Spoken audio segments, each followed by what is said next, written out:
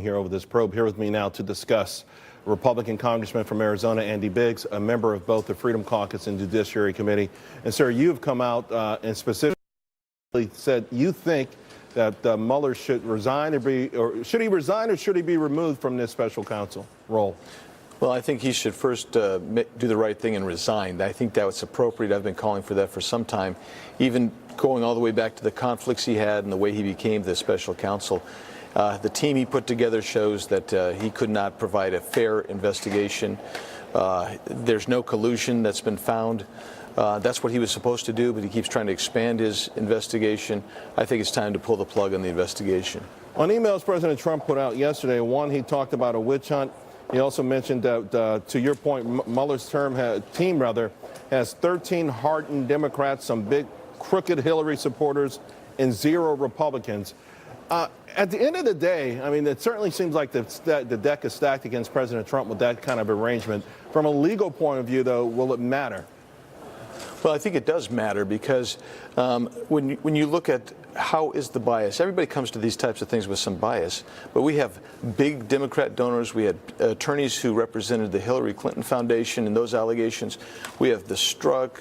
We've got the relationship with Oars and the dossier that was relied upon. We've got just a congeries of bad vibes going on there. I don't know how you could provide a real objective investigation. I think that's what's happened here. Is I think it's kind of careened out of control a bit. They didn't stay focused. They didn't stay what they were supposed to do, and now you're getting all kinds of strange ideas coming out of the Mueller investigation. I think that's a problem. Yeah, it's interesting too because Axios is now suggesting that it looks like they're certainly now no longer focused on collusion at all, and right. Maybe you know something else entirely that was not the initial, supposedly the scope or the idea behind it. But would it make sense to start yet another special counsel and a period where it feels like the public just wants it all to go away?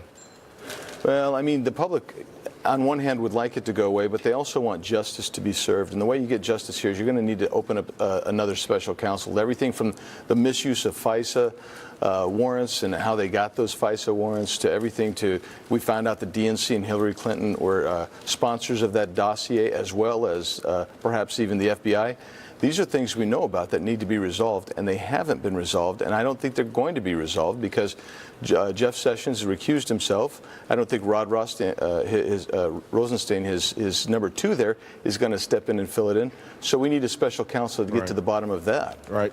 Before I let you go, though, we started this show, the mainstream media discussing perhaps a constitutional crisis. If Robert Mueller does not voluntarily step aside, would it be wise to for him to be terminated? Well, I think the term constitutional crisis is pat, and I think it's overblown. I don't think there'll be a constitutional crisis. I'm not sure it's the wisest thing for President Trump to meddle with that, but I do think, I get back to my point, is that Mr. Mueller should resign. Representative Biggs, thank you very much. Really appreciate it as usual. Now I'd like to bring